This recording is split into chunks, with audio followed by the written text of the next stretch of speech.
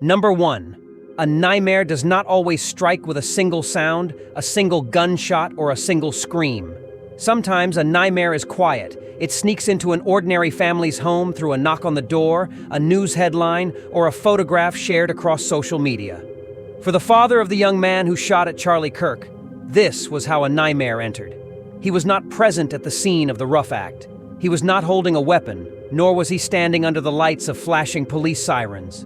Yet, his fate, his reputation, and his inner peace became bound to the actions of his son.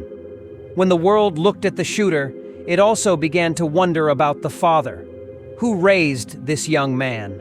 What did the father know? What should he do now that his son confessed? And how could a parent carry such a burden without breaking? This is not a tale. It is not simply about a bullet or a public figure. It is a story about a father, a man who was placed in an impossible position, choosing between loyalty to his child and duty to truth. In that choice lies the nightmare of Charley Klirk's shooter's father. The shooting that shook a nation. Charley Klirk, a political commentator and activist, has long been a divisive figure. His words inspire some and anger others. On a day that began like many others, a sudden act shattered the normal rhythm of news. Reports came in that Charley Klirk had been targeted by a shooter. The story spread with speed. Headlines shouted, anchors filled their screens with breaking updates, and images of a young man circulated. The nation felt the weight of yet another moment of rough conflict, another reminder of how words and disagreements can lead to dangerous outcomes. People debated endlessly. Some condemned the act with fury. Others whispered justifications or theories. But behind all the noise of media and politics, there was one quiet household where the sound of a nightmare was loud like anywhere else. The home of the shooter's father. A father's normal life, suddenly broken. The father of the shooter was not a man of fame.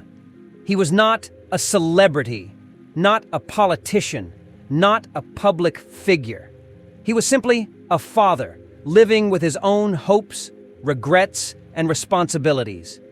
His days were ordinary, working, caring for family, attending church, and trying to guide his children through life's storms.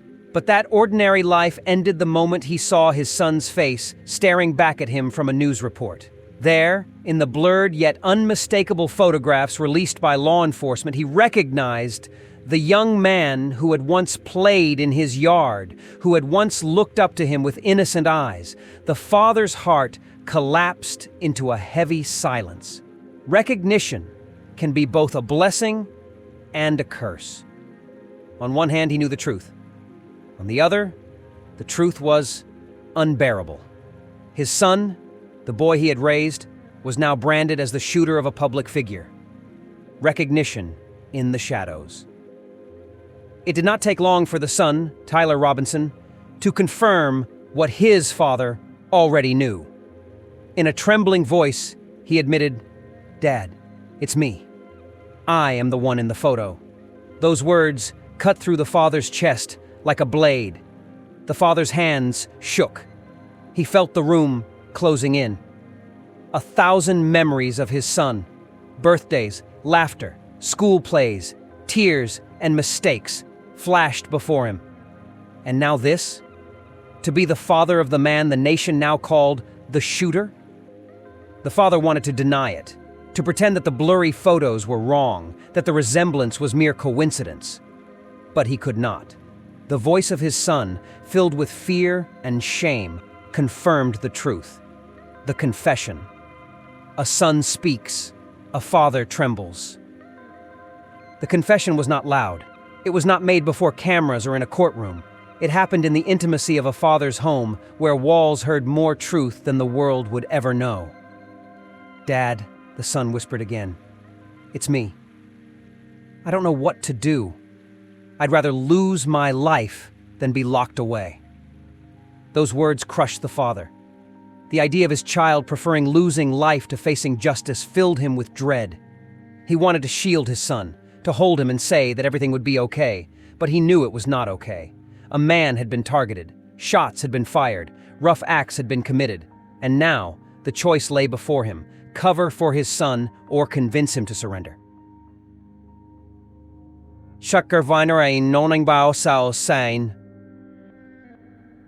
Persuasion. What followed was a night of endless persuasion. The father begged his son to think of the future, to think of faith, to think of redemption. He spoke of consequences, of responsibility, of the chance, however slim, of rebuilding a broken life. The son resisted. He paced, shouted, cried. He said he could not survive prison.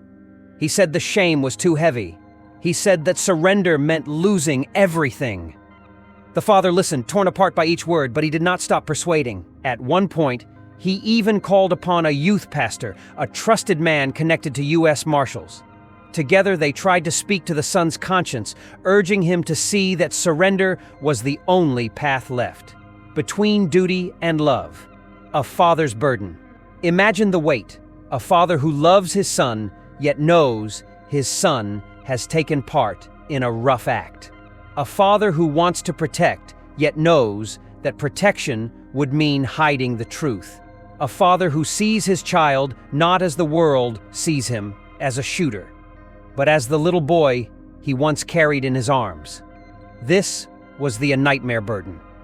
To do what was right meant betraying his son. To do what was wrong meant betraying justice, the victims, and even his own moral compass. There was no choice that would leave him whole. The surrender. At last, after hours of persuasion, prayer, and tears, the son agreed to surrender. The father's heart was heavy, but he guided his child toward the inevitable. Together, with the help of others, they made contact with law enforcement. The moment of surrender was quiet. There were no grand speeches, no cinematic goodbyes, just the silent walk of a young man giving himself up, and the broken gaze of a father watching his son's freedom disappear. Aftermath. Silence in a family's home. When the house was finally quiet again, the father sat alone. The silence was unbearable. He thought of what he had done. He had delivered his son into the hands of justice. People would praise him for responsibility.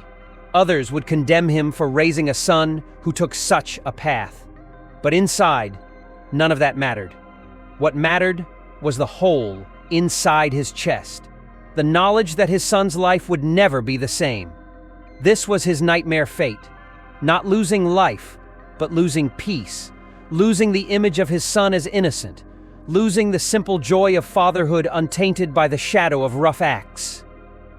Society's judgment. The world can be cruel. Society rarely sees the complexity of a parent's heart. To many, the father would simply be the shooter's dad. They would not see his tears, his sleepless nights, his desperate attempts to guide his child. They would not see the courage it took to persuade his son to surrender. Instead, they would whisper. They would point. They would question his parenting. They would wonder if he, too, bore responsibility. This social judgment became another layer of his a bad day fate, the symbolic a bad day fate. And so, the father did not lose his life in the physical sense. He did not fall to the ground under bullets, nor was he struck by the rough act of strangers. But symbolically, he experienced a kind of losing life, the life he once knew. The life of a father whose child was just another young man in the world was gone. In its place stood a heavy burden, being remembered as the father of the shooter. That is the true nightmare fate. Epilogue: Lessons from a Father's Trial. The story of Charley Klirk's shooter's father is more than a headline. It is a reminder of the fragile thread that binds parents and children: duty and love, justice and mercy. It shows us that sometimes a nightmare does not strike the guilty alone. It spills onto the innocent, onto families, onto the people who tried their best, but still faced the collapse of everything they held dear. This father's fate is a nightmare not because he lost his life, but because he lost the comfort of ordinary life. He will live under the shadow of his son's actions, forever remembered not for who he is, but for who his child became. And in that shadow lies the deepest kind of grief a parent can know.